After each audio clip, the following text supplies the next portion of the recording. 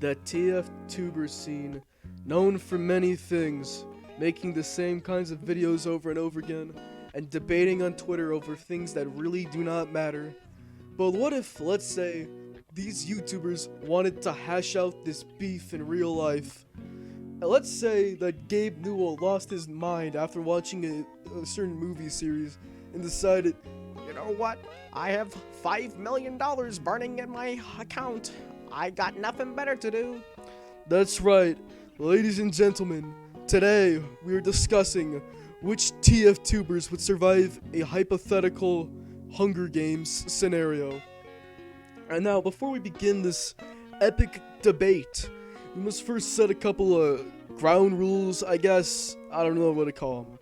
Alright, so first thing, there's not going to be any districts. We're just going to plop all these YouTubers onto the island and stuff. Second of all, no sponsors, so unfortunately Manco.store won't be giving these people, like, care packages. Third of all, they will be fighting, like, these fights with actual TF2 weapons, so expect that to play a role, I guess. And finally, we're also gonna add a couple non-TF2bers as, like, bonus content, because they also make TF2 videos sometimes, and, you know, it makes the video more interesting. And one thing before we begin this tier list, I'll be running through one of those Hunger Games simulators online, and we'll see if any of my picks are at all accurate, or if the simulator will create something so stupid it would make me giggle, you know? But with all that bullshit out of the way, let's begin this mess of a video. Alright, before we begin the rankings, if I make fun of you and you're in this video, my bad. Don't take it personally. I just gotta make this video entertaining, you know? $100 is on the line after all. With that being said, let's get a ranking. Alright. First, we got Dead Within Minutes, and I'm gonna immediately just shove all of these people here, first 5. And I actually do have reasonings, though. Okay, so first off, we got, Monkey TF2. I don't need to explain this one, right? I feel like it'd be pretty obvious. Then we got Whammo, and the reason he's down here is because I don't think there's a single TF2ber, no, a single TF player who respects this guy. Is there such thing as a Whammo fan? Then we got Play with Sin and Scout Time. Now, if you don't know this guy, I understand, but Play with Sin, the reason he's here, he has a second channel where it's just him gambling on TF2 Easy. So I'm pretty sure this guy would go in with, like, a knife or something and try to rush down a YouTuber who has, like, an assault rifle or some shit. Like, he would go in with the worst odds thinking he could get away. Same thing with Scout Time.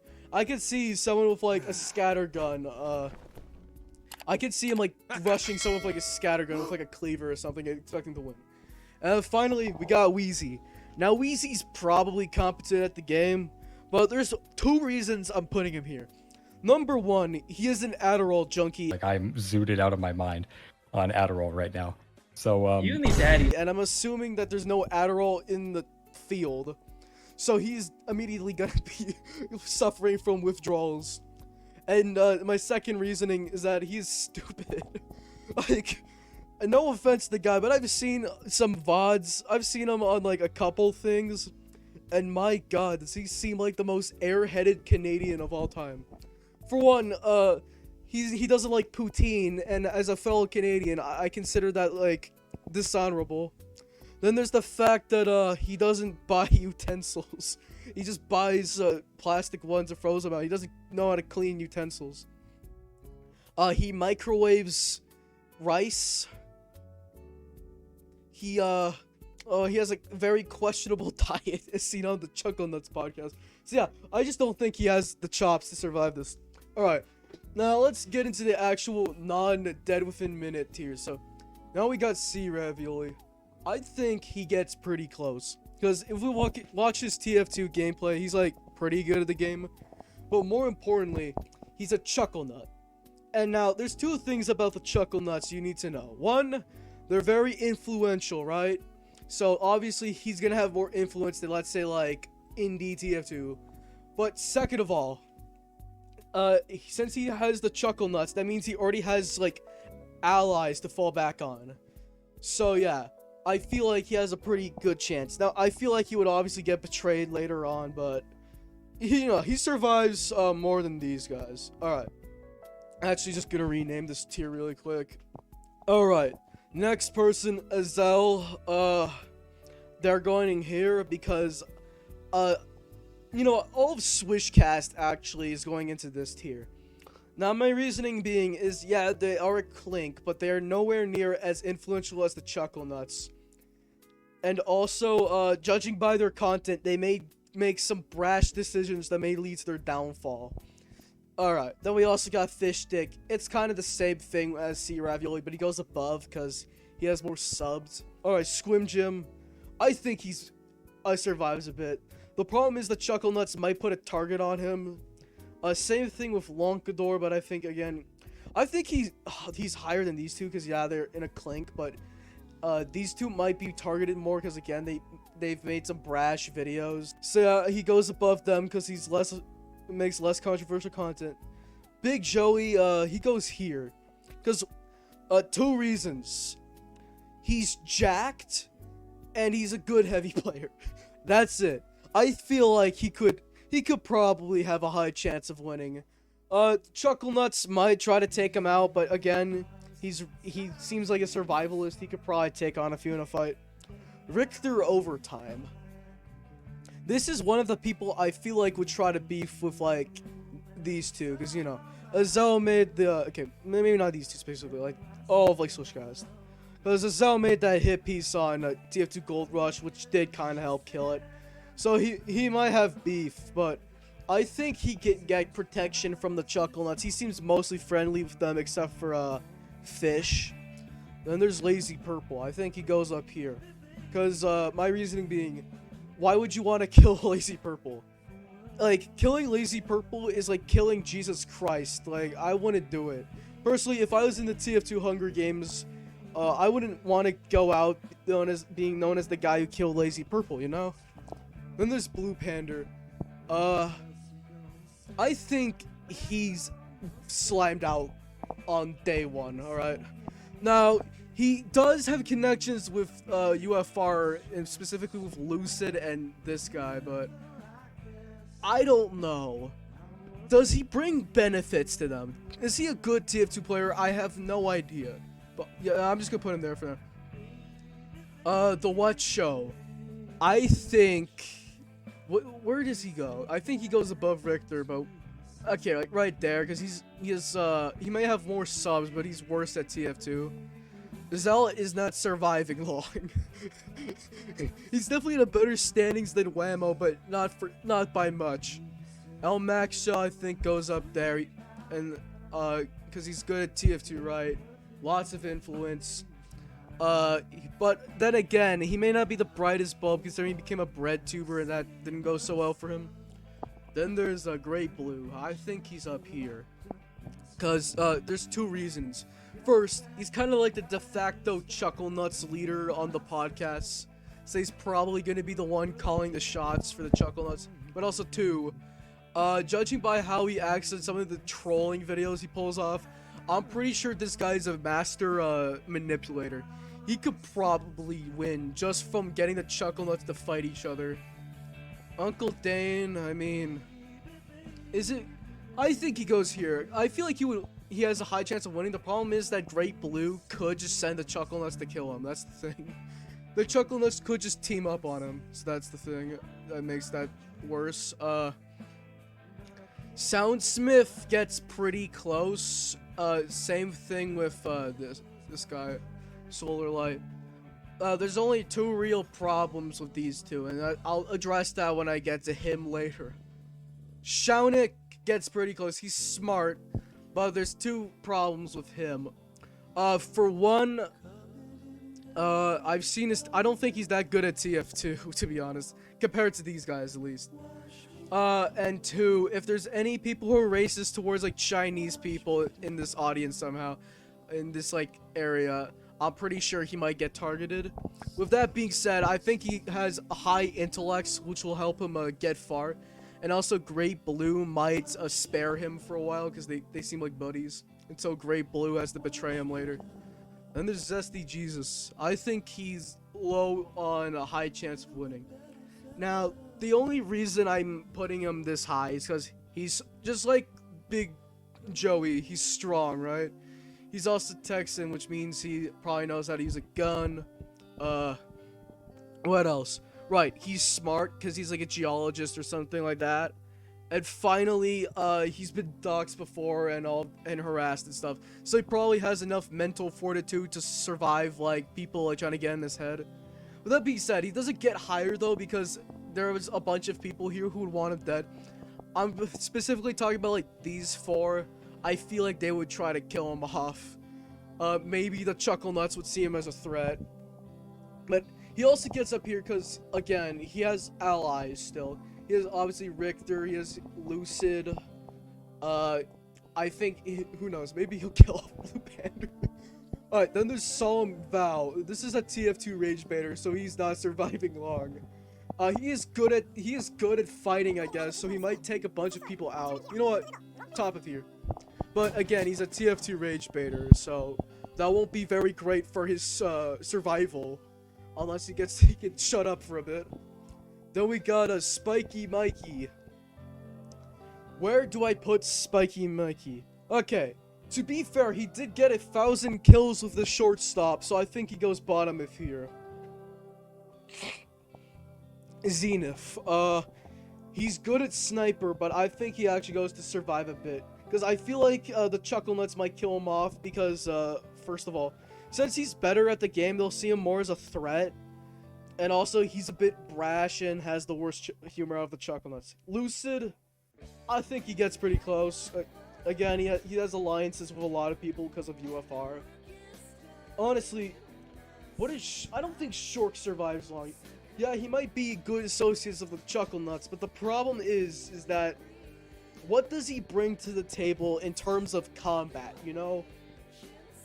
I think it's actually worse than these guys, because at least these seem like decent TF2 players. I don't know if Shork is all that. Like, I mean, they are using TF2 weapons, so I guess if he gets, like, a spy watch or something, or, like, because I'm going off the fact his profile is a spy, I think he could Cloak and Dagger, maybe. Honestly, I don't think he'd last that long, though, but top of here, because they would tolerate him more than the Zealot. Same thing for LED. LED... I don't know, he doesn't seem like that much of a fighter. Cypher Lock, maybe UFR will spare him for a bit. Same thing with Lister. Array 7 as well, top of here. The problem is, okay, his only alliance I know of is that it's Uncle Dane. That's it. Maybe Soundsmith too, but I don't think he's long for this world. Alright, hear me out. John Hill, right? He's spy main, he's probably pretty good at the game, whatever. But I think the Chuckle Nuts might also see him as a threat, just like him. But unlike some of these other guys, he doesn't have the strength to fight the Chuckle Nuts, you know? If all the Chuckle Nuts just swarm him, he's not surviving long. What do I say about Seriamon? He's from Poland, I think, or... I was gonna say Auschwitz, but no, it's Austria I was thinking of. I think he's from either of those. I don't know, he seems kind of average. I don't think he survives long, to be honest. Same thing with H2 and Rat. Okay, maybe UFR would help Ratlobber. Maybe. Kaluka as well, he's also just here. He doesn't have much allies, I think. Yeah, he's probably gonna get slimed out. Same thing with Dynam and Grouch. I think Grouch has actually the best chance because he did make one really funny TF2 video. Then there's Tyler McVicker. I only put him in this fucking thing because I hate his TF3 schizo posting videos. They all suck, except the fact it's never gonna happen. Anyways, I think he goes like here. Okay, I'm gonna drag him here. Raw, okay. These two, they're spy mains, right? They are Chuckle Nuts, but I think they're more disposable of Chuckle Nuts. Okay, we'll put them down here because they're not as good as him. They're also more disposable. They don't really bring much to the table. Cyber Wizard's going up here. Cause like Shaunik, Great Blue will probably spare him for a while, but unlike Shaunik, he's not like smart as Shaunik. Skyman Slash. Now, so she's probably pretty resourceful because she does a lot of cosplay stuff. And she does have a good amount of subs, but I don't know how good she is as TF2. But wait, no, she mains medic, so she would be good at running. So I think she actually goes above these two, right? Alright. Rickiest Brick. I don't even have anything to say about him. I think he just goes slightly above her because he has some allies with the Chuckle Nuts. Then there's Fat Magic and Vorabe. Now, this is going to be controversial, but I think these two are actually in here.